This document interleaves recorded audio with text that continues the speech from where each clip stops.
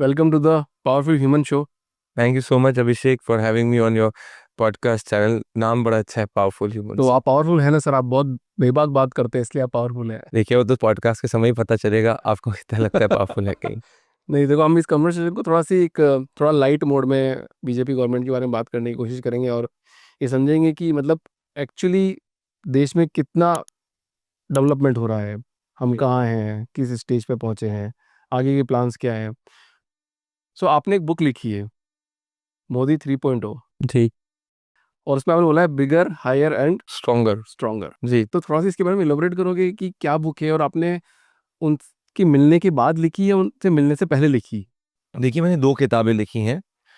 मैंने पहले लिखी थी मोदी मैंडेट 2019 के इलेक्शंस के बाद में, जो ये रिफ्लेक्ट कर रहा था कि देश की जनता ने, जब उस वक्त कोई मान नहीं रहा था कि आदरणीय प्रधानमंत्री नरेंद्र मोदी जी 300 प्लस से जीत पाएंगे। जब मैं सिफोलॉजी करता था तो हमने कहा था 300 प्लस होगा। तो क्या वो देश का मूड था जिसके कारण एक non Congress prime minister 300 plus लेके आए, जो कभी ऐसा नहीं हुआ था। तो उसके बाद जो ये मोदी 3.0 किताब लिखी थी, इलेक्शंस के पहले किताब लिखी थी। पहली किताब इलेक्शंस के बाद लिखी थी, ये किताब इलेक्शंस के पहले लिखी थी। और इस किताब के पीछे लिखने का ये ऑब्जेक्टिव था कि उस वक्त भी ग्राउंड पे मुझे ये लग रहा था कि आदरणीय प्रधानमंत्री नरेंद्र मोदी जी के लिए देश तीसरी बार मैंडेट देना चाहता है। और ऐसा कभी भी अगर आप देश के इतिहास में देखेंगे कि कभी नेहरू जी के बाद ऐसा नहीं हुआ है कि किसी ने 3 कंसेक्यूटिव गवर्नमेंट रिपीट करी हो। आज़ादी के वक़्त तो क्या था, अगर आप इसको डिस्पैशनेटली एनालाइज़ करेंगे, कि ऑपोज़िशन बहुत नेसेंट थी। उस वक़्त श्यामा प्रसाद मुखर्जी जी इनिशियली उन्होंने अपनी पार्टी बनाई थी, जनसंघ भी इनिशियल डेज़ में था। देश इनिशियली आज़ाद हुआ था, जुडिशरी भी बहुत नेसेंट थी, डेमोक्रेटिक इंस्टीट्यूशंस भी बहुत नेसेंट थी। तो एक वो हवा-हवा में कांग्रेस ने बहुत जीत दर्ज करी थी। परंतु अगर आप 70 साल ऑफ आज़ादी के बाद में एक ऐसी पार्टी जो 70-60 इयर्स तक रूल कर रही थी, उसको आप 3 कॉन्सेक्यूटिव टाइम डबल डिजिट में रखते हैं, तो लीडर का क्या कैरिज़मा है, क्या वो कनेक्ट करता है, वो कॉन्सेप्ट के हिसाब से किताब लिखी गई थी। तो अगर आप एक चीज़ देखेंगे कि जब 1950s का दौर था, तब मेजॉरिटी देश इलिटरेट था। अभी जब मैं बाप से हम लोग बात कर रहे हैं, जब मेजॉरिटी पीपल आर लिटरेट, और उसमें आप अगर और नंबर 1, तब आपकी इन्फॉर्मेशन डिसेंट्रलाइज़्ड नहीं थी। आपको एक लैंडलाइन कनेक्शन 1970s 80s के ज़माने में दिन में 7-8 साल लगते थे। आज आपके पास, मेरे पास ये फ़ोन है, कोई भी कुछ भी कह सकता है, किसी के पास कोई भी इन्फॉर्मेशन पहुँच सकती है। और आज हम एक इंटरकनेक्टेड वर्ल्ड में हैं। मतलब अगर मान लो मैंने कुछ कहा, तो कोई भी व्यक्ति आपके चैनल पे चेक कर सकता है कि मैं सही बोल रहा हूँ कि गलत बोल रहा हूँ। और हर दुनिया की हर चीज़ जो है एक दूसरी चीज़ से इफ़ेक्ट करती है, और तब ऐसा नहीं था। तो ऐसे युग में तीसरी बार गवर्नमेंट बनाना, जो आप वर्ल्ड ओवर देखोगे, अगर आप ग्लोबल की देखोगे, इवन डोनाल्ड ट्रंप एक बार प्रेसिडेंट बने, फिर हटे, फिर अब बने। तो ऐसा क्या है कि तीसरी बार ऑनरेबल प्राइम मिनिस्टर कनेक्ट हुए? And not just that, only leader जो 22 साल से गवर्नेंस के अंदर है। कोई दुनिया में ऐसे लीडर नहीं है पिछले 20-30 इयर्स में फैक्चुअली, जो चीफ मिनिस्टर जब जब से गवर्नेंस में आए, गवर्न ही होते गए। तो what is that connects with Narendra Modi? That is the objective of the book. तो हमारे देश में लीडर्स की कमी लगती है कि आपको कि हमारे देश में कम लीडर है, इस वजह से इतने टाइम बाद इतने बढ़िया लीडर आ रहे हैं? ऐसी बात नहीं है। देखिए, हमारे आपको मैं एग्जांपल देता हूँ। अगर आप एक परिवार में रहते हैं, मान लो 5 लोगों का परिवार है, तो ज़रूरी नहीं होता कि पिताजी की बात हमेशा 3 बच्चे, मान लो माता-पिता और 3 बच्चों का परिवार है, तो पिताजी की बात ज़रूरी नहीं होता कि हमेशा तीनों बच्चे भी पूरी तरीके से मानें।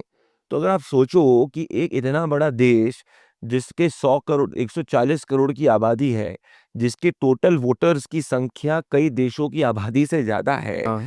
वहाँ पे पॉपुलर वोट लाना इज़ नॉट ईज़ी।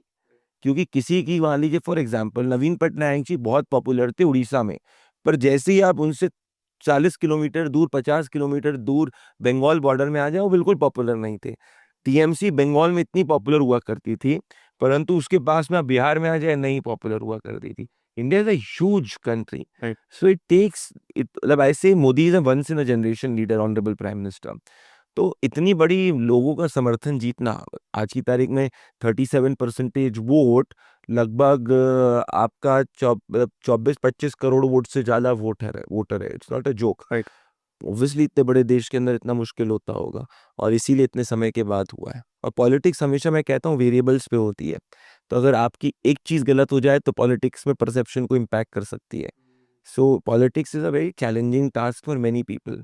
बिकॉज आप सब कुछ भी सही किए हो, कोई गारंटी नहीं है कि आपको जो है पूरा जनता का समर्थन मिलेगा। मोदी 4.0 होगा। कौन होंगे? मोदी 4.0 मोदी जी होंगे। कैसे होंगे? मतलब 2029 में चुनाव जीतेंगे। 76 ईयर्स।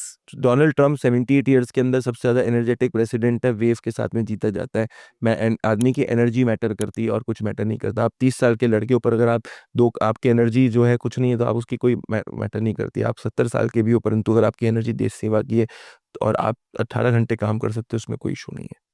ये यूनाइटेड स्टेट्स ऑफ अमेरिका ने प्रूव कर दिया। तो थोड़ा सी वापस मोदी जी वापस चलते हैं 2.0 पे, सॉरी 3.0 पे। अभी जब ट्रम्प जीतते वो 2.0 बोला, अब 3.0 और 2.0, तो ये भारत पे कैसा इम्पैक्ट डालेंगे दोनों? देखिए, मैं एक चीज समझता हूँ कि पर्सनल रिश्ते बहुत मैटर करते हैं किसी भी समय में, डिप्लोमेसी हो या कोई भी फील्ड में हो।